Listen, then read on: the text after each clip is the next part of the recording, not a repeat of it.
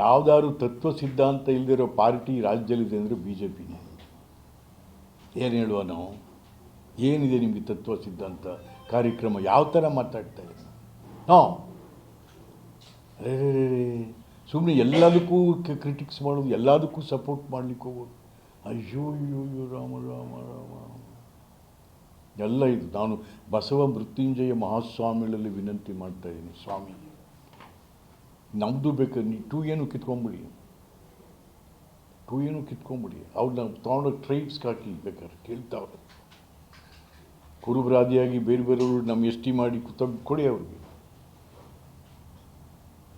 ಜಾಸ್ತಿ ಮಾಡಿ S T reservation ಇದನ್ನು ಸ್ಕೇಲ್ನ. ಆಮೇಲೆ ಬೇಕಾದ್ರೆ ನೀವು BC ಏನಾದ್ರು ತಗೊಳ್ಳಿ, ಏನಾದರೂ ತಗೊಳ್ಳಿ. ಸುಮ್ಮನೆ ಎಲ್ಲರಿಗೂ ತೊಂದರೆ ಕೊಡ್ತಾಯಿದ್ದೀರ, ಎಲ್ರಿಗೂ ತೊಂದರೆ. ಆಮೇಲೆ ಏನಾಗಿದೆ ಇವತ್ತು? ಅಯ್ಯೋ, ಸುಮ್ಮನೆ ಇವೆಲ್ಲ ಅಶಾಂತಿಗೆ ಕಾರಣ ಕೂತಿದ್ದಾವೆ. ಪರಸ್ಪರ ಒಬ್ಬರಲ್ಲಿ ಅಪನಂಬಿಕೆಯನ್ನು ಬಿತ್ತುವಂಥ ಇದಕ್ಕೆ ಸ್ವಾಮಿಗಳು ಬೇಕೇ?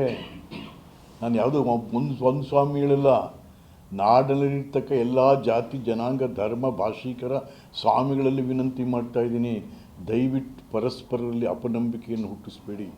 ಒಳ್ಳೆಯದಲ್ಲ, ನಾಡಿಗೆ ಒಳ್ಳೆಯದಲ್ಲ. ಈಗ ಕಾಂಗ್ರೆಸ್ ಹಿಂದೆ ಅದು ಸಪೋರ್ಟ್ ಮಾಡ್ತಾ ಇದ್ರು, ಈಗ ಕೆಲವೊಂದಿಷ್ಟು ಮಿನಿಸ್ಟರ್ಗಳಾಗಿರೋರು ಹಿಂದೆ ಆ ಹೋರಾಟಕ್ಕೆ ಸಪೋರ್ಟ್ ಮಾಡ್ತಾ ಇದ್ರು, ಈಗ ಅವರೇ ವಿರೋಧ ಮಾಡ್ತಾ ಇದ್ದಾರೆ.